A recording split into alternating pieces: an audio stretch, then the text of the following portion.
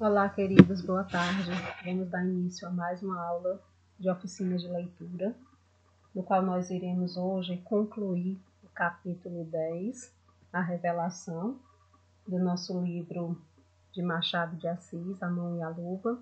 Hoje nós encerraremos o capítulo com as páginas 36 a 39. Faremos a leitura literária das respectivas páginas e a resolução dos questionamentos que são referentes às mesmas. Meus queridos, eu fico muito feliz em receber as atividades. Espero que vocês estejam se empenhando bastante nas outras disciplinas, para que tudo transcorra bem, que nós possamos já estarmos de volta à nossa rotina. Então vamos lá? Só dando um feedback antes de iniciar aqui a nossa leitura, nós terminamos a aula anterior exatamente no ponto em que Mr. Oswald havia entrado, no quarto de Guiomar para verificar como ela estava após a leitura da carta. Então, dando a sequência à nossa leitura, diz assim: Mr. Oswald aproximou-se dela para o escolher e atar, mas a moça secamente a repeliu. Aqui o que ela foi recolher, ou colher e atar, teria sido o cabelo de Guiomar que havia se desfeito. Então ela foi auxiliar Guiomar a arrumar o cabelo, E Guiomar repeliu da seguinte forma: Deixe. E ela mesma os recompôs com as suas mãozinhas finas. E ficou depois a olhar para o chão, a morder o lábio, a respirar fortemente, como se contivera a palavra que forcejava por sair impetuosa e colérica. Mr. Oswald não disse nada durante alguns minutos. Esperou que passasse o período agudo da irritação. Quando lhe pareceu que ela afrouxava, rompeu enfim o silêncio. Fiz mal. Fiz, não há dúvida, mas a intenção não podia ser melhor. Talvez não me creia. Paciência. O que lhe peço? Nem lhe peço. O que eu acredito piamente é que não me há de atribuir algum interesse de ordem. Mr. Oswald fez uma pausa para dar aberta ao protesto de Guiomar. Mas Guiomar não protestou. Quero dizer, não protestou de viva voz. Fez apenas um gesto negativo, bastante a satisfazer os melindres da inglesa. A moça foi sincera. Não atribuía realmente a nenhum interesse vil, pecuniário. A ação de Mr. Oswald nem por isso a absolvia. Não só porque ela viria concorrer talvez para uma crise penosa, mas também, é notá-lo outra vez, porque a condição da inglesa naquela casa era relativamente inferior. A inglesa continuou a falar em defesa própria, a justificar miudamente os bons sentimentos do coração e a prometer que deixava por mão todo aquele negócio a seu juízo, o melhor que a moça podia fazer. O negócio aqui a que ela se refere é exatamente à carta, O pedido em que ele deixou subtendido esse pedido de casamento. Jorge fez um pedido de casamento subtendido a Guiomar. Dando sequência, a experiência da vida, concluiu ela, devia ter me convencido de que o melhor de todos os sentimentos é um egoísmo quieto e calado. Enquanto ela falava assim, Guiomar parecia volver à tranquilidade habitual. A mudança foi, não súbita, mas um pouco mais rápida do que devera ser, tratando-se de um espírito, como o dela, em que as impressões não eram superficiais nem momentâneas. Havia até uns toques de afabilidade no rosto e na voz. Quando ela começou a falar, o que revelaria talvez ser aquela mudança muito voluntária e meditada. Está bom, Mr. Oswald, o que passou, passou. Sinto que as coisas chegassem a este ponto e que ele se lembrasse de escrever semelhante carta, confessando uma paixão que acredito sincera, mas a que o meu coração não pode corresponder. Amores não se encomendam como vestidos, sobretudo não se fingem ou não se devem fingir nunca. Oh, de certo, eu gosto dele, como parente que é de minha madrinha, e também porque ela lhe tem afeição de mãe, como a mim. Somos uma espécie de irmãos, nada mais. Tem muita razão, assentiu Mr. Oswald. A senhora pensa e fala como um doutor. Que se lhe há de fazer? Quem não ama, não ama. Dele é que eu tenho pena. Gosta muito de mim, não? Perguntou Guiomar, fitando os olhos na inglesa. Oh, parece que sim. A senhora deve sabê-lo tanto como eu. Eu sei o que tenho visto e creio que é muito. Eu nunca vi nada, respondeu secamente Guiomar. A resposta de Mr. Oswald foi um sorriso de incredulidade, que a outra não viu ou não quis ver. Houve uma pausa. Guiomar continuou nestes termos. Mas, seja como for, a minha resposta é negativa. Estou que ele não me fará a injúria de querer casar comigo sem que eu o ame. Guiomar parou. Como a esperar que a outra lhe dissesse alguma coisa. Desta vez coube a Mr. Oswald não responder nada, nem com a voz, nem com o gesto. A moça inclinou o corpo, pôs os braços sobre os joelhos, com os dedos cruzados, e entre um riso amável e um olhar afetuoso, continuou. A senhora podia, se acaso ele alguma vez lhe falou nisso, ou vier a falar-lhe, podia dissuadi-lo de tais ideias, dizendo-lhe simplesmente a verdade e dando-lhe conselhos, os conselhos que a senhora há de saber dar e que ele aceitará de certo, porque é um homem, é um bom coração, um caráter estimável. Oh, excelente! Um moço excelente! E as duas ficaram a olhar uma para a outra. Guiomar a sorrir, mas de um sorriso que era uma contração voluntária dos músculos, e a inglesa a fazer um rosto de piedade, e adoração, e pena, e muita coisa junta, que a moça só começou a compreender quando ela rompeu o silêncio deste modo. Estou a duvidar se devo dizer-lhe o resto. O resto? Perguntou Guiomar admirada. Pois que há mais? A inglesa aproximou a cadeira. Guiomar endireitou o busto e esperou ansiosa a revelação. Se revelação era, que ele ia fazer Mr. Oswald. Esta não falou logo. Era razoável hesitar um pouco, lutar consigo mesma, antes de dizer alguma coisa. Enfim, com um movimento de quem ajunta as forças todas e as emprega em coisa superior à coragem usual. Dona Guiomar, disse ela, pegando-lhe nas mãos, ninguém pode exigir que se case sem amar o noivo. Seria, na verdade, uma afronta.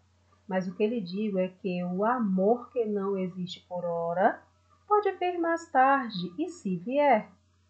E se viesse, seria uma grande fortuna. Mas acabe, interrompeu a moça com impaciência. Seria uma grande fortuna para a senhora, para ele, ouso dizer que para mim, que os estimo e adoro, mas sobretudo para a senhora baronesa. Como assim? Disse Guiomar. Para ela seria a maior fortuna da vida, porque é hoje o seu mais estranhado e vivo desejo, o seu desejo verdadeiramente da alma. A senhora está certa disso? Certíssima. Não creio. Não vejo nada que... Creia. Deve crer. Se me promete nada dizer desta nossa conversa, nem fazer suspeitar por nenhum modo que lhe estou contando, fale. Pois bem, continuou Mr. Oswald abaixando a voz, como se alguém pudesse ouvi-la na solidão daquela alcova e no silêncio profundo daquela casa que toda dormia. Pois bem, eu lhe direi que por ela mesma tive notícia deste seu desejo. Quando eu percebi a paixão do Sr. Jorge, falei nisso e a sua madrinha, gracejando na intimidade que ela me permite, e a senhora baronesa, em vez de sorrir, como eu esperava que fizesse, ficou algum tempo pensativa e séria, até que rompeu nestas palavras. Oh, se Guiomar gostasse dele e viessem a casar-se, eu seria completamente feliz. Não tenho hoje outra ambição na terra, há de ser a minha campanha. Minha madrinha disse isso? Perguntou Guiomar. Tal qual. A resposta que lhe dei foi que o casamento não era impossível e que nada mais natural do que virem a amar-se duas pessoas a princípio indiferentes. O amor nasce muita vez do costume. Guiomar já mal ouviu o que lhe estava dizendo a inglesa. Se ainda olhava para ela, era com os olhos indecisos e empanados de quem vai toda absorvida em pensamentos íntimos. Foi desde este dia, continuou Mr. Oswald, que me pareceu conveniente falar-lhe algumas vezes nisso, sondar-lhe o coração, ver se ele favorecia o sonho de sua madrinha, tornando feliz toda essa casa. Fiz mal, convenho, mas a intenção era a mais respeitável e santa deste mundo. De certo, murmurou Guiomar. Mr. Oswald pegou-lhe numa das mãos e beijou-a afetuosamente. Guiomar não a repeliu, nem sequer pareceu dar-se-lhe da ternura da inglesa. As duas olharam-se uns breves minutos, sem dizer nada, como a lerem na alma uma da outra. Guiomar não tinha a experiência nem a idade da inglesa, que podia ser sua mãe. Mas a experiência e a idade eram substituídas, como sabe o leitor, por um grande tino e sagacidade naturais. Há criaturas que chegam aos 50 anos sem nunca passar dos 15, tão simples, tão cegas, tão verdes as compõe a natureza. Para essas, o crepúsculo é o prolongamento da aurora. Outras não, amadurecem na sazão das flores. Vêm ao mundo com a ruga da reflexão no espírito, embora sem prejuízo do sentimento, que nelas vive e influi, mas não domina. Nestas o coração nasce enfreado, trota largo, vai a passo ou galopa, como o coração que é, mas não dispara nunca, não se perde nem perde o cavaleiro.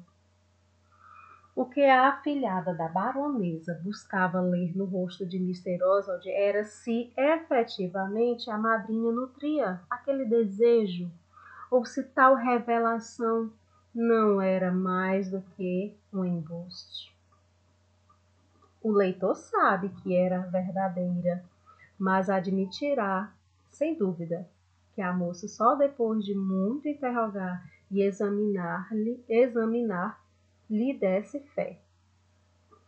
Creu, enfim, creu, porque era verossímil. Creu porque a inglesa não se arriscaria a qualquer indiscrição da parte dela, que de todo a desmascaria.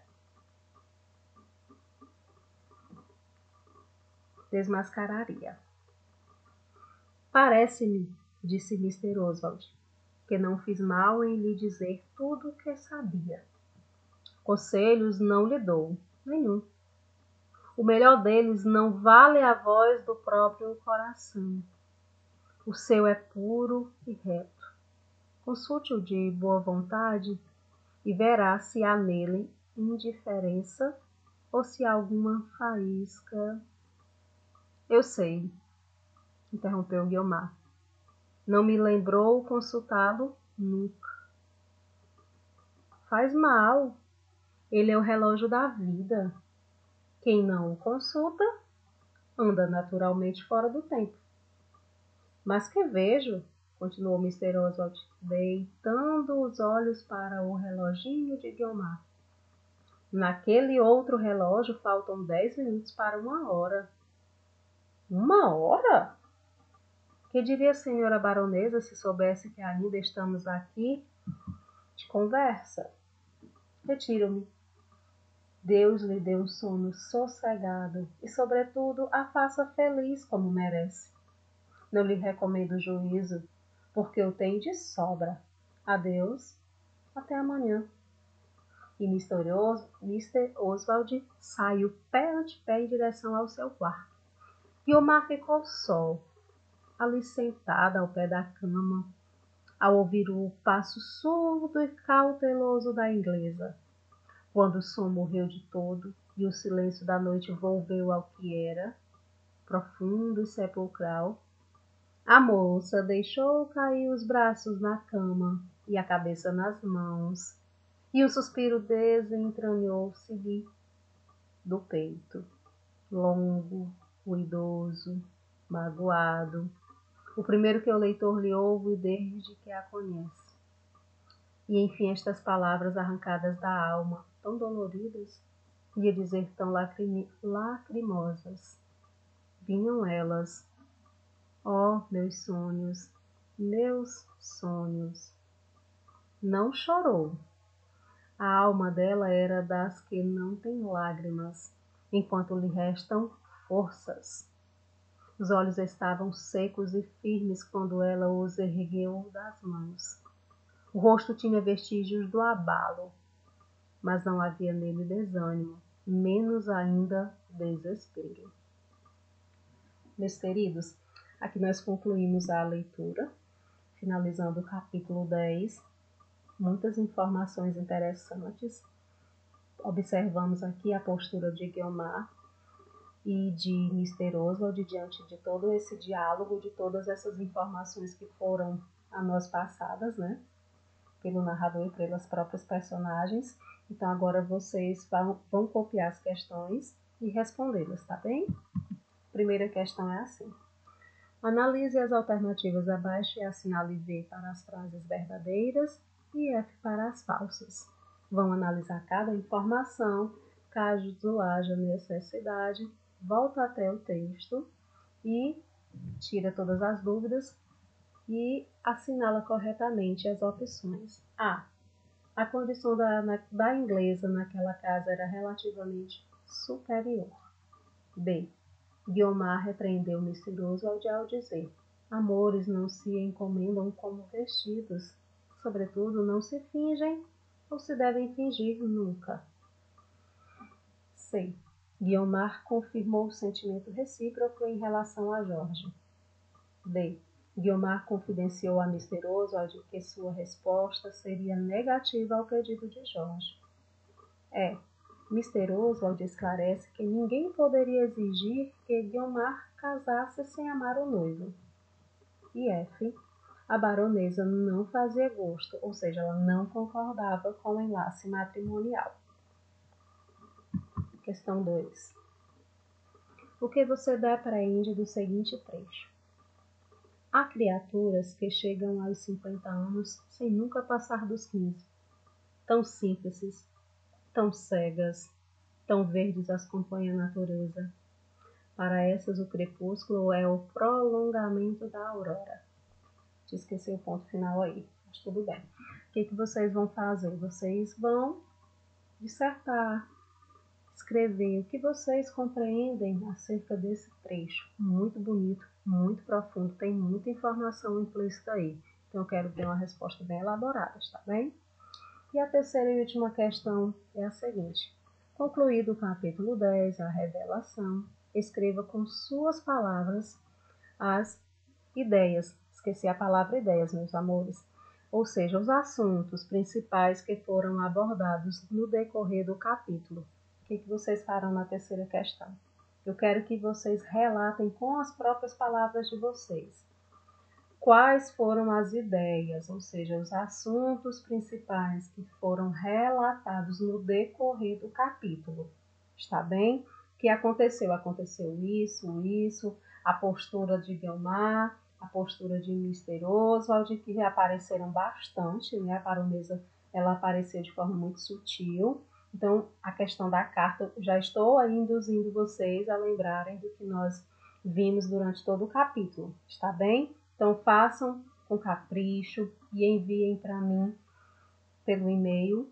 Se não tiver condições de enviar pelo e-mail, pode enviar no privado, está tudo certo.